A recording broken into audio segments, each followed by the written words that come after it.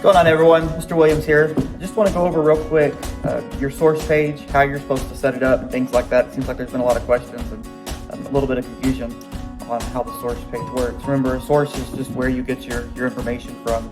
If you're doing a paper on, let's say, the Alamo, how do you know that the battle lasted 13 days? How do you know that William Barrett Travis drew a line in the sand? How do you know that the Mexican army defeated the Texan army? Those are all your sources where you're getting this information from. So I'm going to go over again how to set up your source page. Remember, there's two types of sources. You have your primary sources, which are from the time of the event. That would be a handwritten letter from William Barrett Travis, maybe a newspaper article at the time of the event. And then your secondary sources are sources that come much later, like your textbook or maybe a biography that was written years later about a certain individual or a certain event. So anyway, I'm going to go over now how your source page should look. So here's what your source page should look like.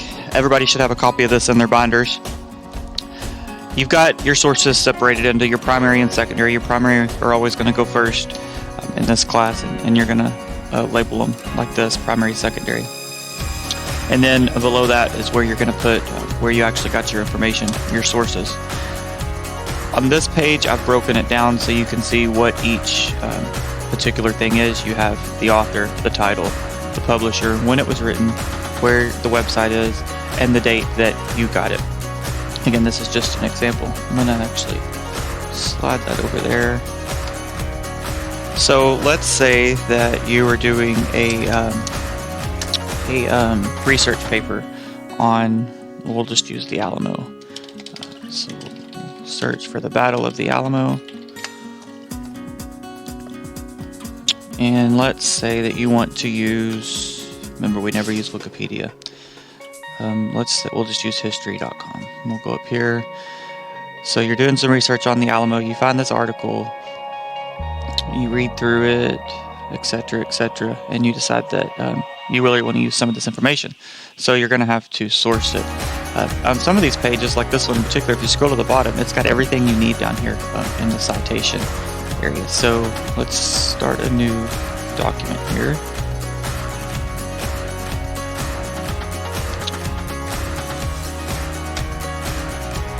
Okay, so again, if you're setting up your source page correctly, you're going to title it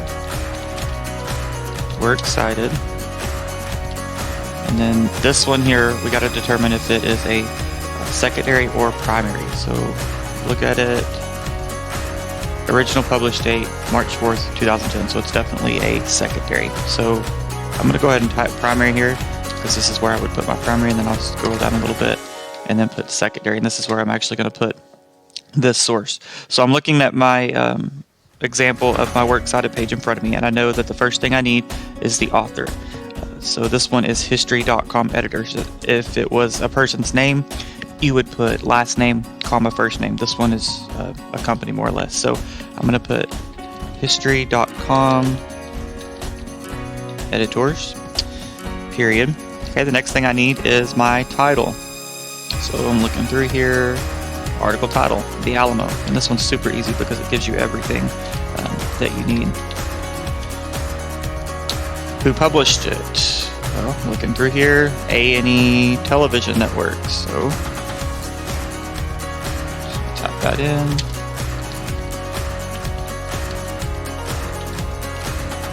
And again, notice how after everything I type in, I'm putting a period.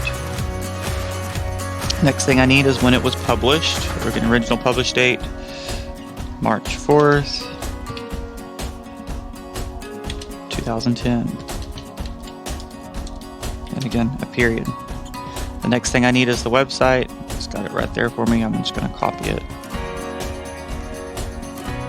You'll learn really quickly that it's much easier to type your source page versus handwriting it because you're able to copy a lot of this stuff down. And then again, a period after that. And then when did I access it? Again, it's got it all right here. This is perfect. So access date. Actually, we'll do accessed.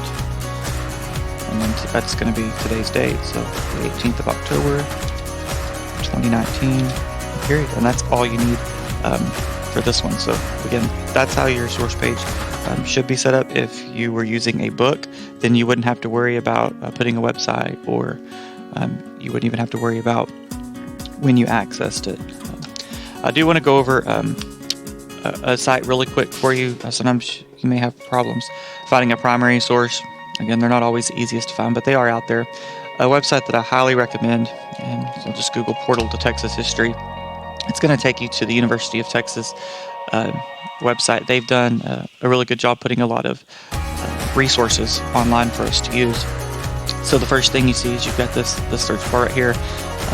Let's say that we're doing research on the impresarios of Texas. So I'm looking for a primary source. So probably the most likely thing I'll find for impresario would maybe be, I don't know, an old map or something showing the different impresario colonies. So I'm going to search that impresario map, see what comes up. All right, so I have 24 matches. Again, I'm looking for a primary, so I'm going to come over here to sort options, and I want to sort them by oldest. I want to get the oldest ones first. Okay, so right here it tells you in the little description when it was made. So this one's 1829, so we're definitely looking at primary sources right now. They're all from the 1820 areas. So I'm scrolling down, just seeing what I can find. Okay, here's one, a map. It says Map of Texas. It shows impresario land grants. It looks pretty legit. Click on it and zoom in and see what I can find. Yeah, so this is awesome. So if I was doing a research paper on Stephen F. Austin's land grant, and I needed to know where it was located, maybe I'm making a map or something. Well, here it is. Here's his original land grant, and there's his secondary land grant up there. So let's say I want to use this. Portal to Texas History, just like that other site, it kind of gives you what you need. If you come over here, it says citing this map. You can click that, and it's right here.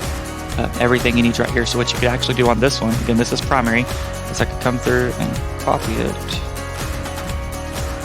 and come over here to my primary and paste it down.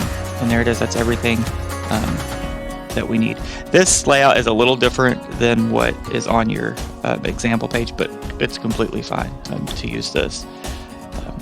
So anyway, let me know if you have any questions. Again, if a lot of these sites, they're going to give you the citation somewhere on there. A lot of the more established sites. Another one that's really good is the Handbook of Texas.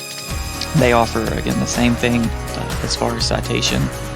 We're going to search for, let's see, Stephen Austin.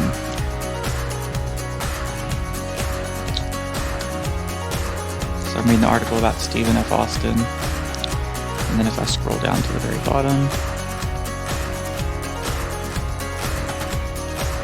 there's your citation right there. So you would just copy that. This one originally written 2010, so it's definitely gonna be secondary. So I would just come over here